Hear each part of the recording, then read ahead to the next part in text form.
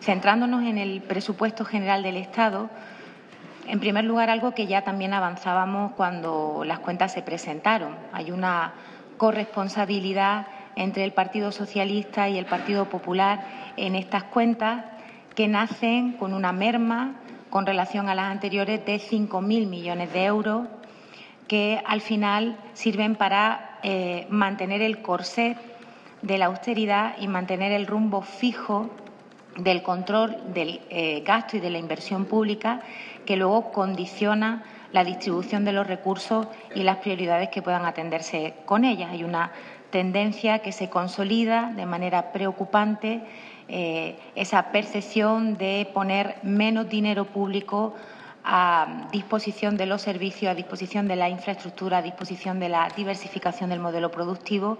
que acaba teniendo unas consecuencias muy graves en todos los territorios del país, pero especialmente en aquellos que tienen una debilidad acusada en algunos de esos elementos. Lamentablemente, Andalucía, por su situación de paro estructural, por su situación de escasa diversificación productiva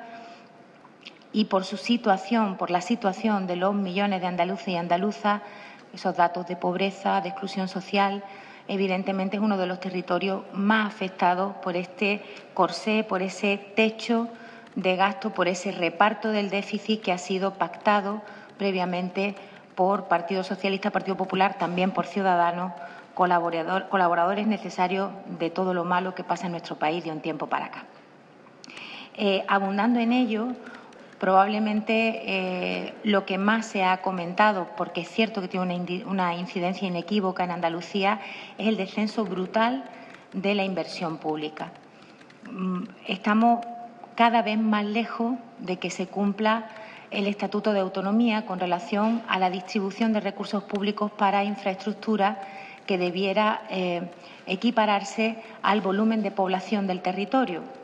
Y saben que estamos muy por debajo incluso de la media, a pesar de ser la comunidad autónoma más poblada del país. En números, que seguro que ustedes conocen, Andalucía finalmente quedaría situada en torno a los 130 euros de inversión por habitante, mientras que la media estatal se sitúa en 183 euros por habitante. Por tanto, no solo no estamos entre los primeros, teniendo en cuenta que somos la comunidad más poblada, sino que estamos varios puntos por debajo de la media. Y eso tiene una incidencia directa con otros elementos que les comentaba, por ejemplo, con la necesidad de fortalecer otros yacimientos de empleo vinculados a una mejora de la vertebración del territorio o a una mejora de las condiciones de sostenibilidad de los yacimientos que ya son productivos, que ya están en carga y que dan empleo, pero lamentablemente muy precario. Por tanto, con ese esquema general de retroceso de la inversión pública, la otra pata que pudiera justificar ese retroceso sería un incremento, un reforzamiento de la inversión en política social, en todo lo que tiene que ver la garantía de la prestación de los servicios públicos, sobre todo y especialmente los vinculados a los índices sociales y económicos más preocupantes que ha arrojado el año 2016. Pero tampoco es así. Al final todo va en la misma senda, por eso les decía antes lo del rumbo fijo, todo va en la misma senda del pago de la deuda, aunque por el camino se vaya aumentando la brecha de la desigualdad social. Y en lo concreto, por ejemplo, en la dependencia, para que podamos hacernos una idea de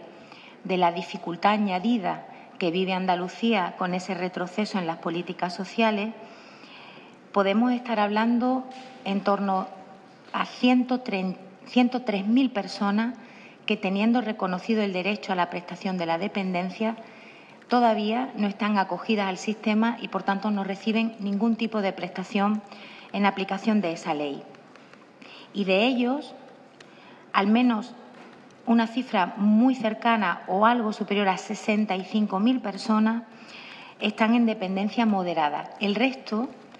son dependientes grado 2, grado 3, es decir, dependientes especialmente vulnerables, especialmente necesitados de esa atención y de la protección social que se desprende de la garantía del derecho a la dependencia que está recogida en la ley y, como digo, forman un formidable núcleo de personas y de su entorno familiar que no recibe ningún tipo de cobertura. En Andalucía, no solo por nuestro volumen de población, sino también por la composición, por los segmentos de edad de nuestra pirámide demográfica, esto es especialmente grave. Y otro problema añadido que viven las familias en Andalucía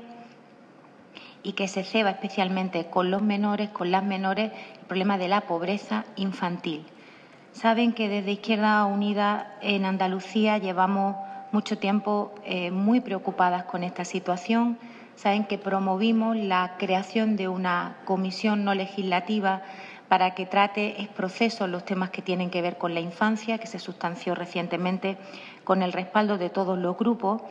y la situación de pobreza que viven los niños y las niñas en Andalucía a consecuencia de esa situación de vulnerabilidad añadida que tienen las familias andaluzas por las cuestiones que hemos mencionado ya, hacen imprescindible, o a nuestro entender hubieran hecho imprescindible, que el descenso de la distribución de recursos públicos en materia de infraestructura hubiera venido acompañado de un ascenso en este tipo de políticas. Tampoco ha sido así, para mayor preocupación nuestra en una comunidad autónoma en la que la pobreza infantil está 10 puntos por encima de la media estatal. Por eso les decimos que toda esa interpretación general de los números que son negativos para el conjunto del país, porque se han marcado con unos criterios que ya la realidad contrastada de ejercicio presupuestario tras ejercicio presupuestario cerrado dan la conclusión de que la senda de la austeridad no controla el déficit público, no consigue garantizar la prestación de los servicios y está generando un deterioro de la infraestructura pública evidente, que tiene su traducción en esa merma de las condiciones sociales de las personas y tiene su traducción en un empleo muy precario. Estas cuentas mantienen unos postulados rebatidos por la realidad y, por tanto, hay cierta sobreactuación por parte de quienes han bendecido un techo de gasto y una distribución del déficit que nos aleja formidablemente de las necesidades de Andalucía. Por eso, y en relación con esa valoración primera que mi compañera Elena abordará en profundidad esta tarde en el debate, hemos hecho un extracto de algunas de las enmiendas que ha presentado Izquierda Unida Andalucía a los presupuestos generales del Estado a través del Grupo Parlamentario de Unidos Podemos, que tienen que ver con estas reflexiones que les trasladaba.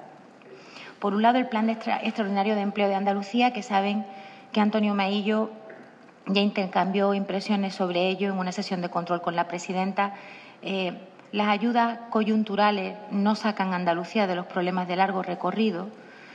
pero es cierto que un plan de empleo extraordinario vendría a solucionar en algo la situación de extrema emergencia en la que viven muchos andaluces y muchas andaluzas. Por tanto, hemos solicitado una dotación de 309 millones de euros para un plan de empleo especial, específico para nuestra comunidad autónoma, que en algo palíe esa situación y que pueda compensar también y complementar los planes de empleo que ya la Junta de Andalucía tiene previsto. El plan extraordinario de lucha contra la pobreza infantil, por las razones que ya les daba antes, que se cifre en no menos de 150 millones de euros. Hay que hacer una actuación decidida, concreta, en superar los problemas que están atravesando las familias con menores a su cargo y que tiene una repercusión en ellos y en ellas devastadora. La ley de dependencia, por la misma razón que les decía antes, para que Andalucía pudiera afrontar la asistencia de estas 103.000 personas que, como les decía, teniendo el derecho reconocido, aún no están dentro del sistema. Andalucía necesitaría no menos de 300 millones de euros más. Y esa es la cantidad que hemos fijado en la enmienda, con independencia de que el Estado debiera reformular su aportación a la ley de dependencia en todo el territorio, como saben, retirada desde el 2011, que ha situado a las comunidades autónomas de todo el país en una situación muy complicada al tener que afrontar la práctica totalidad del gasto público que supone el desarrollo de la ley de dependencia.